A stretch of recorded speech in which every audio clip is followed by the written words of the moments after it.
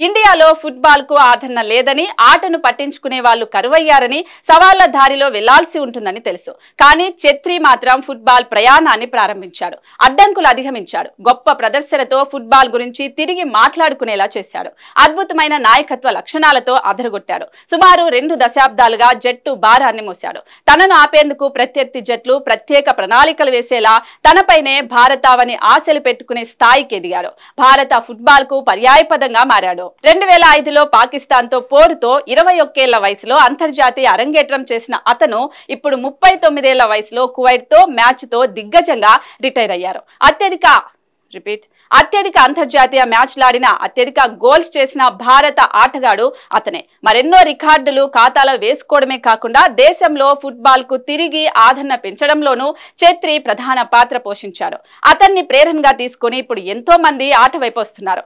ఆధునిక భారత ఫుట్బాల్ కు అతను మార్గదర్శి. 1984లో మన సికింద్రాబాద్ లో పుట్టిన ఛెత్రి 2002లో మోహన్ బగాన్ క్లబ్ తో ప్రొఫెషనల్ కెరియర్ ప్రారంభించాడు. అతని తల్లిదండ్రులు సోదరీమణులు కూడా ఫుట్బాల్ ప్లేయర్లే కావడం విశేషం. రక్తంలోనే ఆటను నింపుకున్న అతను 11 అంతర్జాతీయ టైటిళ్లు గెలిచాడు. జట్టు 2007, 2009, 2012లో నెహ్రూ కప్, 2011, 2015, 2021, 2023 షాఫ్ ఛాంపియన్షిప్ టైటిళ్లు సొంతం చేసుకోవడంలో ఛెత్రి కీలకంగా వ్యవహరించాడు. 39 ఏళ్ల వయసులోనూ ప్రస్తుత భారత ఫుట్బాల్ గురించి మాట్లాడుకోవాల్సి వస్తే ముందు గుర్తొచ్చేది ఛెత్రినే. అతడి స్థానాన్ని ఎవరు భర్తీ చేస్తారనేది సమాధానం లేని ప్రశ్న. ఛెత్రి కంటే ముందు భారత ఫుట్బాల్లో ప్రతిభావంతులైన ఆటగాళ్లు ఉన్నారు. ఛెత్రి ఆడుతున్నప్పుడు కూడా ఎంతో మంది వచ్చారు. అతని రిటైర్మెంట్ తర్వాత కూడా మరెంతో మంది జాతీయ జట్టుకు ఆడతారు. కానీ అతని లాంటి ఆటగాడు మరొకరు వస్తారా అంటే ఖచ్చితంగా అవునని సమాధానం చెప్పలేం.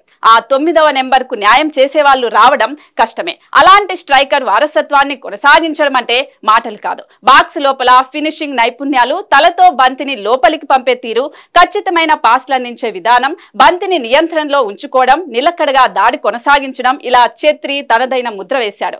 అతని స్థానంలో ఆడేందుకు చాలా మంది ఆటగాళ్లే రేసులో ఉన్న ఆ స్థానాన్ని అందుకోవడానికి తీవ్రంగా శ్రమించక తప్పదు. 22 ఏళ్ల విక్రమ్ ప్రతాప్ సింగ్ ముంబై సిటీ తరపున ఈ సీజన్ లో 8 గోల్స్ కొట్టారు. ఛెత్రిలా అతను కూడా మైదానంలో తీవ్రత చూపిస్తారు. శారీరక సామర్థ్యం, మెరుగైన ఫిట్నెస్ తో 24 ఏళ్ల రహీం అలీ కూడా ఉన్నారు. అతను ఏటికే మోహన్ బగాన్ తరపున ISL లో 17 మ్యాచ్ల్లో 6 గోల్స్ సాధించాడు. నార్త్ ఈస్ట్ యునైటెడ్ FC తరపున ISL లో 18 మ్యాచ్ల్లో 10 గోల్స్ చేసిన 28 ఏళ్ల మన్వీర్ సింగ్ కు బంతిపై మంచి నియంత్రణ ఉంది. వీళ్లతో పాటు కుర్రాళ్లు శివశక్తి నారాయణ్, లయింజాజుల్లా చాంగ్డే, పార్థివ్ గొగోయ్, కియాన్ నాసిరి, గుర్కీరత్ సింగ్ కూడా ఉన్నారు. ఈ ప్రతిభావంతులైన ఆటగాళ్లను జాగ్రత్తగా సానబట్టాల్సిన అవసరం కూడా ఉంది.